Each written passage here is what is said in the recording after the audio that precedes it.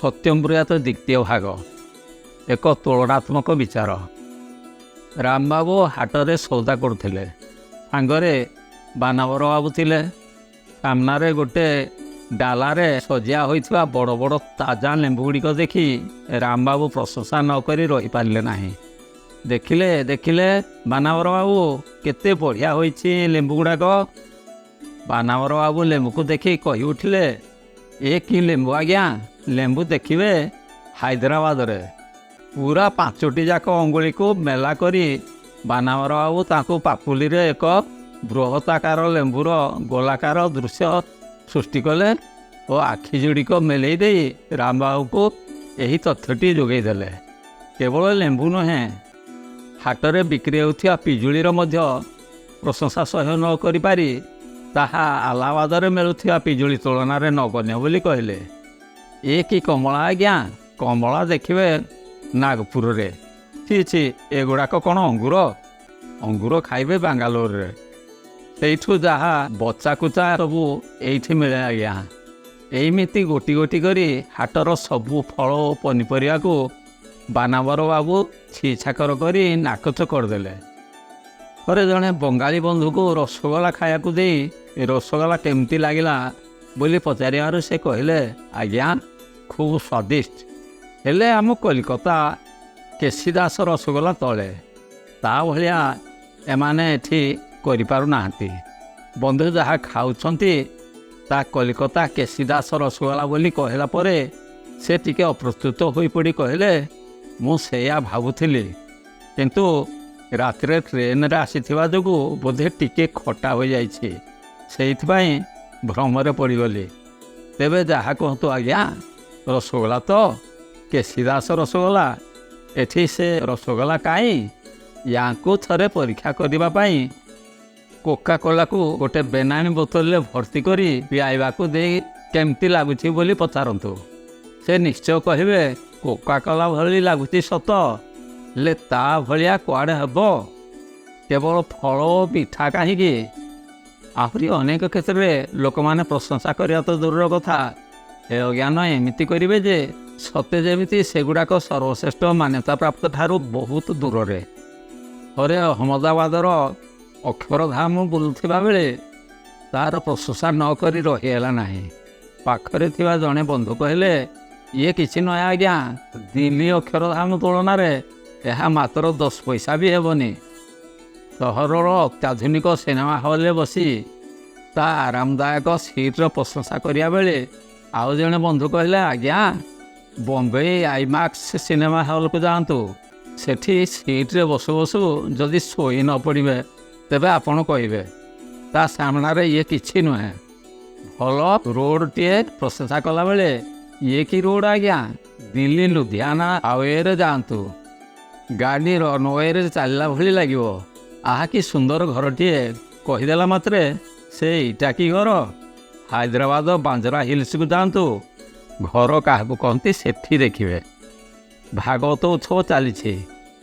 ବ୍ୟାସପୀଠ ଫୁଲରେ ସଜା ହୋଇ ଏକ ସୁନ୍ଦର ବୃନ୍ଦାବନର ଦୃଶ୍ୟ ତିଆରି ହୋଇଛି। କଥାକାର ତାଙ୍କ ପ୍ରବଚନ ଆରମ୍ଭ କରି ଦେଇଛନ୍ତି। ମଝିରେ ମଝିରେ ଅର୍କେଷ୍ଟ୍ରା ପାର୍ଟି ସଙ୍ଗୀତ ତାଳରେ ରାଧାକୃଷ୍ଣଙ୍କ ଭଜନ ଗାଉଛନ୍ତି। ପଛରେ ବସିଥିବା ଜଣେ ଶ୍ରୋତା ଆଉ ଜଣକୁ କହୁଛି, ଯାହା କୁହ ପଛେ ଭାଗବତ ଶୁଣିବେ ଆଶାରାମ ବାପୁଙ୍କର। ତାଙ୍କ ସେଟ୍ ଓ ଫୁଲ ଡେକୋରେସନ୍ କାହିଁ? ଇଏ କ'ଣ ତାଙ୍କ ଭଳି ଲାଗୁଛି? କଥାରେ ବି ସେମିତି ଦମ୍ ନାହିଁ। ତାଙ୍କ ସୁଦାମା ଚରିତ୍ର ଶୁଣିବେ ଆଜ୍ଞା, ଆଖିରେ ଯଦି ଲୁହ ନ ଗଡ଼େଇ ଦେଇଛି ତେବେ କହିବେ ଆପଣ।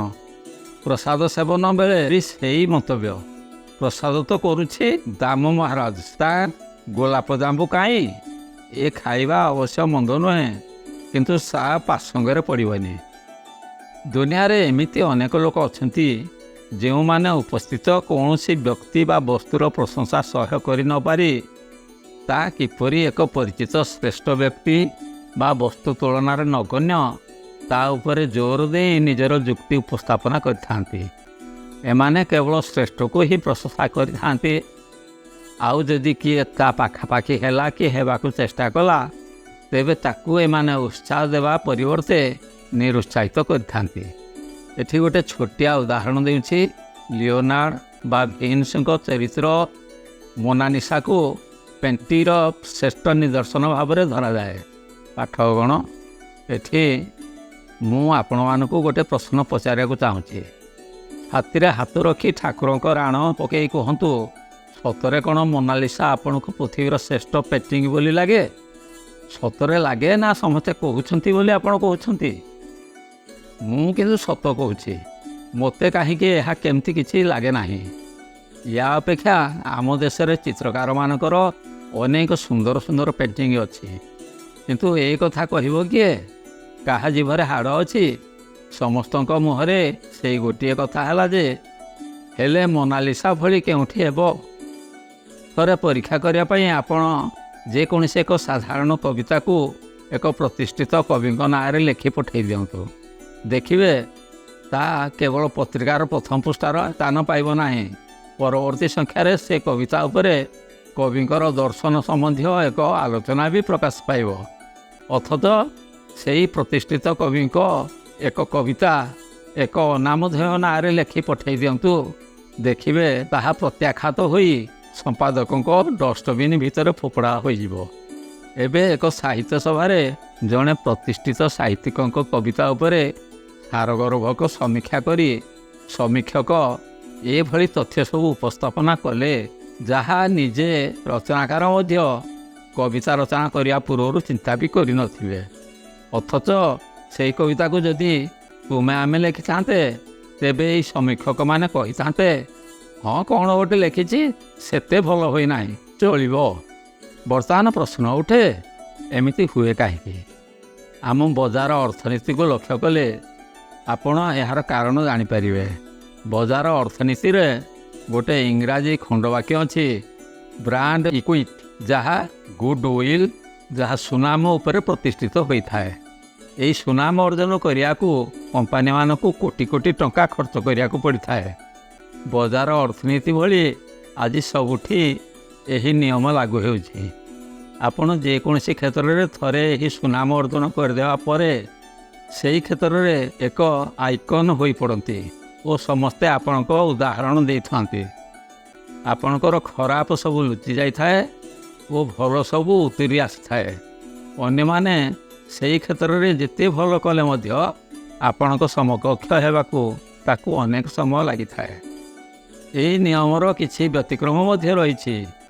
ଅତି ଅଳ୍ପ ସମୟରେ ଉପରକୁ ଉଠିବାକୁ ହେଲେ ଆପଣଙ୍କୁ ତଳୁ ଗୋଟେ ଧକ୍କା ଦରକାର ହୋଇଥାଏ, ତାପରେ ସମସ୍ତେ ଆପଣଙ୍କର ଜୟ ଜୟକାର କରିଥାନ୍ତି। ଧରନ୍ତୁ ଆପଣ ହଠାତ୍ ଗୋଟେ ନୋବେଲ ପ୍ରାଇଜ୍ ପାଇଗଲେ କି ଅଲିମ୍ପିକରେ ଗୋଲ୍ଡ ମେଡ଼ାଲଟିଏ ଜିତିଗଲେ, ତାହେଲେ ଆପଣଙ୍କର ଆଉ କିଛି ଅସୁବିଧା ହୁଏନି, ଆଉ ଆପଣ ସିଧା ଉପରକୁ ଉଠିଗଲେ। ଗଞ୍ଜାମ ଜିଲ୍ଲା ଆମ୍ବପୁଆ ଗାଁର ନାଟୁଆ ଦଳ ପ୍ରିନ୍ସକୁ କିଏ ଜାଣିଥିଲା? କଲର୍ସ ଟେଲିଭିଜନର ପ୍ରଥମ ପୁରସ୍କାର ପାଇଗଲା ପରେ ସମସ୍ତେ କହୁଛନ୍ତି ଏହି ନୃତ୍ୟ ସଂଯୋଜନାର ଆଉ ଉଦାହରଣ ନାହିଁ। ଏବେ ଏମାନେ ଛୋଟେଇକି ନାଚିଲେ ବି ଲୋକେ କହିବେ, କି ଭିନ୍ନ ନୃତ୍ୟ କଳା, କି ସୁନ୍ଦର ଏ ନୃତ୍ୟ ସଂଯୋଜନା। କଥାରେ ଅଛି, ବ୍ରହ୍ମା ବିଳେଇଲେ ବି ବେଦ।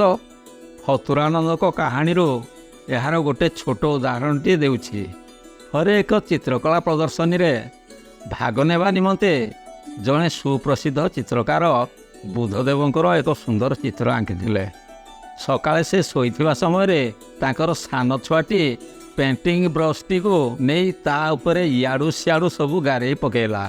ଚିତ୍ରକାରଙ୍କ ପତ୍ନୀ ଏହା ଜାଣି ନପାରି ତା ଉପରେ କାଗଜ ଗୁଡ଼େଇ ତାକୁ ପ୍ରଦର୍ଶନୀର ଆୟୋଜକମାନଙ୍କୁ ଦେଇଦେଲେ। ପ୍ରଦର୍ଶନୀରେ ଦେଖିଲା ବେଳକୁ ବୁଦ୍ଧଙ୍କ ଚିତ୍ର କ୍ଷତବିକ୍ଷତ ହୋଇ କଦାକାର ଦିଶୁଛି ଓ ତଳେ ଚିତ୍ରକାରଙ୍କ ଲେଖା ହୋଇଥିବା ବୁଦ୍ଧଦେବ ଶବ୍ଦଟି ମଧ୍ୟ ଇତସ୍ତତ ବ୍ରଶ ଚାଳନା ଯୋଗୁଁ କ୍ରୋଧଦେବ ହୋଇଯାଇଛି। ଏହା ଏକ କ୍ରୋଧର ଅସାଧାରଣ ରୂପାୟନ ଭାବି ଦର୍ଶକମାନେ ଚିତ୍ରକରଙ୍କୁ ପ୍ରଶଂସାରେ ପୋତି ପକାଇଲେ। ବିସ୍ମୟର ସୀମା ରହିଲା ନାହିଁ ଯେତେବେଳେ ଚିତ୍ରକରଙ୍କୁ ସେହି ଚିତ୍ରଟି ନିମନ୍ତେ ସର୍ବୋତ୍କୃଷ୍ଟ କ୍ରିଟିକ୍ ଆୱାର୍ଡ଼ ଦ୍ୱାରା ସମ୍ମାନିତ ମଧ୍ୟ କରାଗଲା। ସମାପ୍ତ।